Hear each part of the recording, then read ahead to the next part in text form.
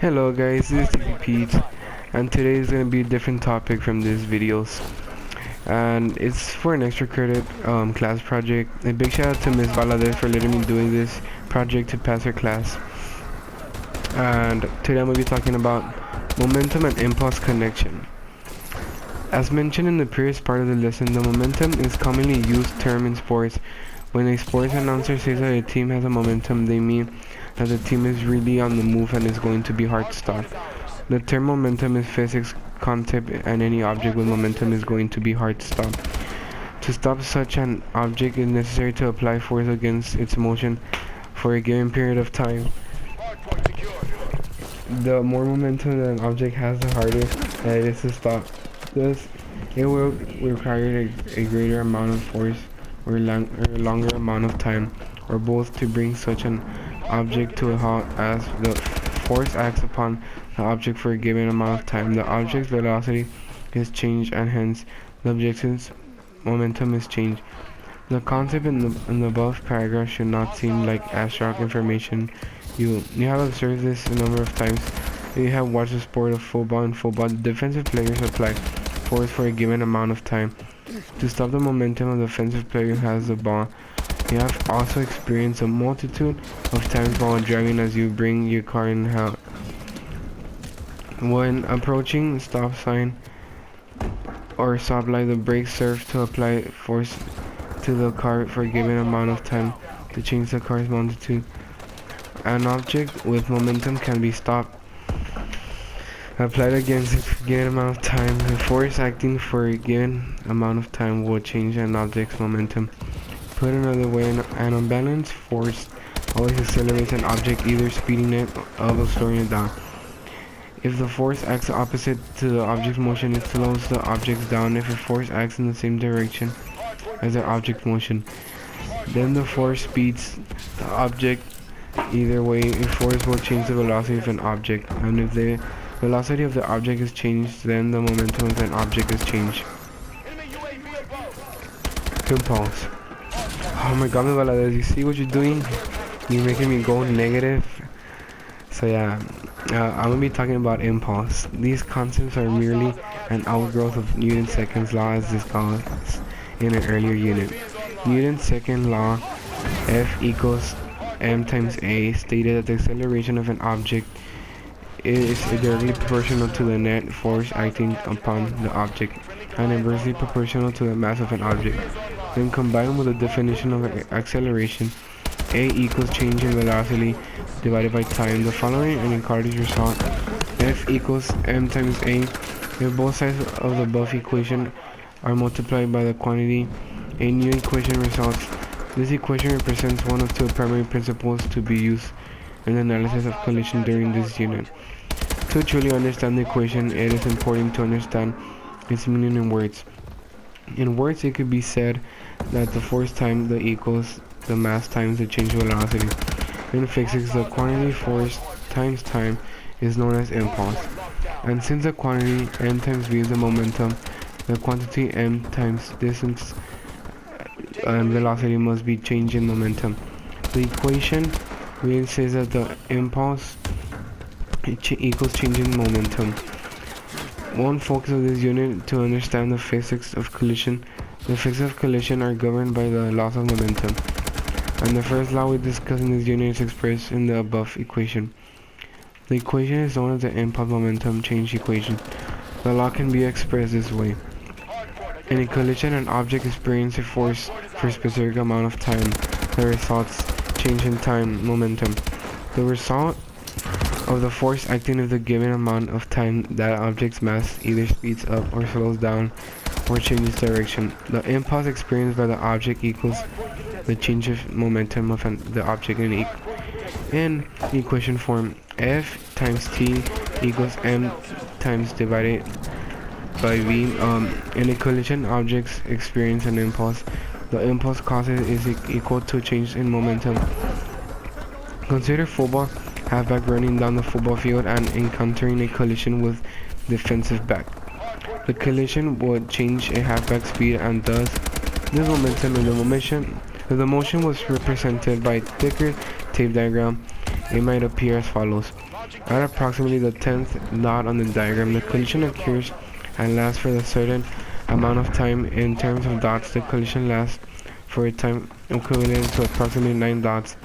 In the halfback defensive back collision, the halfback experiences a force that lasts for a certain amount of time to change his momentum. Since the collision causes a rightward moving halfback to slow down, the force on the halfback must have been directed leftward. If the halfback experiences a force of 800 units for 0.9, then he would say the impulse was 720 newtons. This impulse would cause a momentum change of 720 kilograms times meter per second. In a collision, the impulse experienced by an object isn't always equal to the momentum change. Representing a rebound collision. Now consider collision of a tennis ball with a wall. Depending on the physical properties of the ball and wall, the speed at which ball rebounds from the wall upon colliding with it will vary. The diagrams below depict the changes in velocity of the same ball. For each representation, vector diagram, velocity, time graph, and thick pattern indicate which case A or B has the greatest change in the velocity, greatest acceleration, greatest momentum change, and greatest impulse. Support each answer.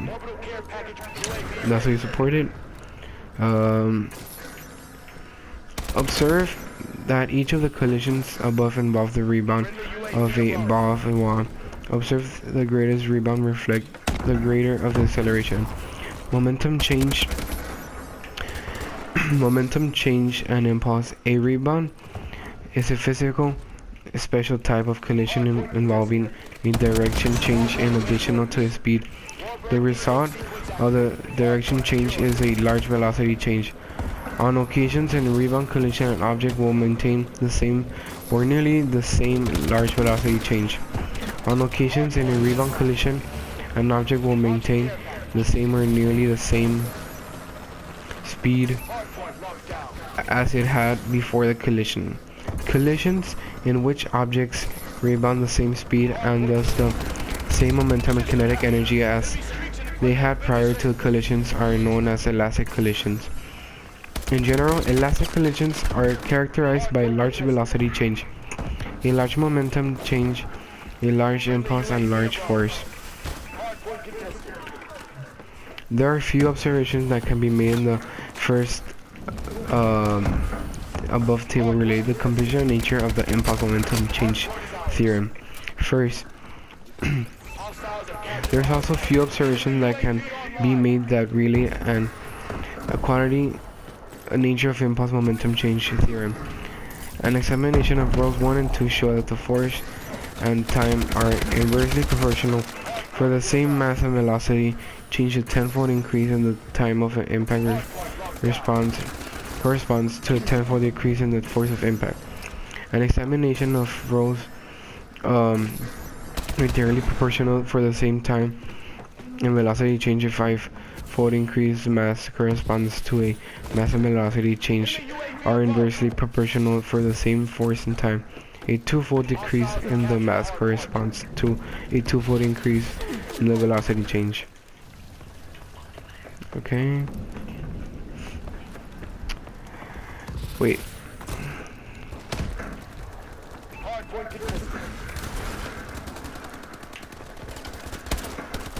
Ahora me vale this.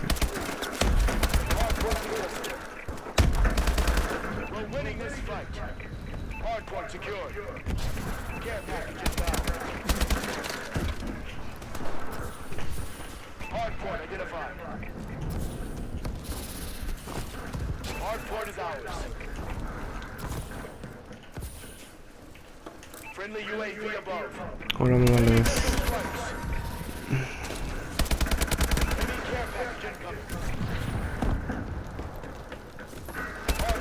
Okay, and in summary of a momentum is a quantity that describes an object's resistance to stopping a kind of moving inertia. It is represented by the symbol of P. Boldface is a product of an object's mass and velocity. P equals m times v. Is a vector of quantity since velocity is a vector and mass is a scalar. Use the SI unit kilogram meters per second. The summary for an impulse is a quantity that describes the effect of a net force acting on an object of a kind of moving force.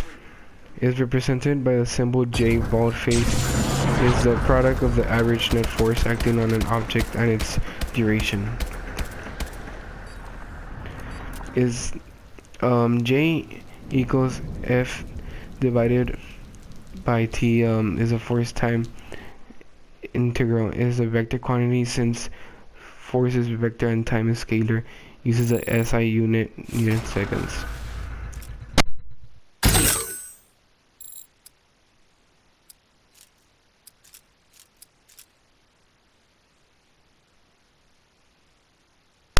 So yeah, as you guys saw, I got 50 kills in this match.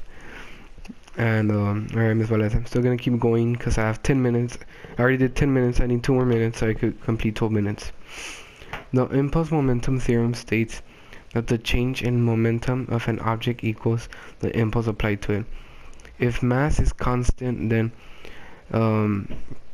F distance t equals m distance v. If mass is changing, then F dt equals m dv plus v dm. The units of impulse and momentum are equivalent and s equals kg meters per second. The impulse momentum theorem is logically equivalent to Newton's second law of motion, the force law. It's a measure of the efficiency of rocket propellants is defined as impulse per mass or thrust per mass flow rate is equal to exhaust velocity and has the SI units in meter per second. J equals Jm T and I, V equals M meters per second. If defined as impulse per weight or thrust per weight flow rate is equal to exhaust velocity divided by acceleration due to gravity and the SI unit of second. And like for example, in the impulse and momentum, as well as it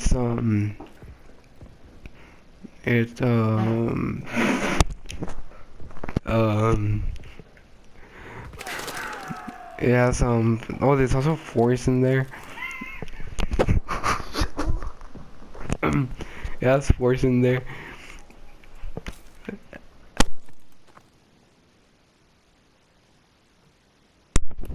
We know how to calculate like we know how to calculate the kinetic energy of moving objects. Isn't that enough? No, it turns out that many situations involving collisions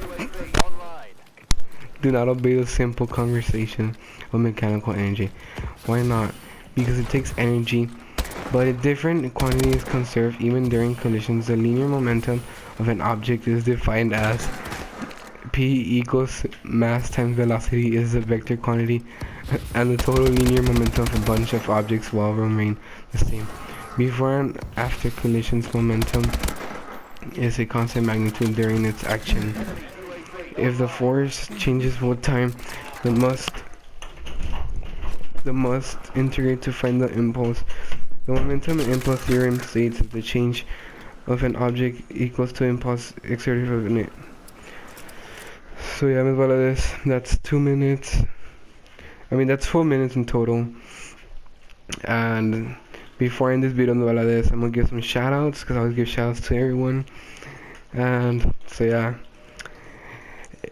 big shout out to Steezy Arnold for letting me be here, and a big shout out to Steezy Byakugan for doing the gameplay also, for helping me.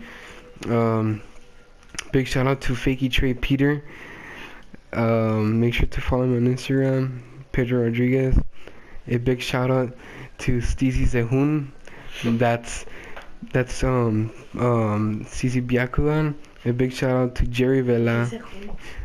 Another shout out for Jerry Vela and everyone. Eric Banks. Make sure to follow him on Instagram and make sure to subscribe to his channel.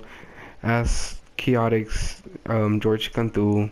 Big shout out to everyone, and a big shout out to Ms. Valadez for letting me do this video. Another big shout out for the class. I give you guys permission to take out your phones right now and subscribe to my channel.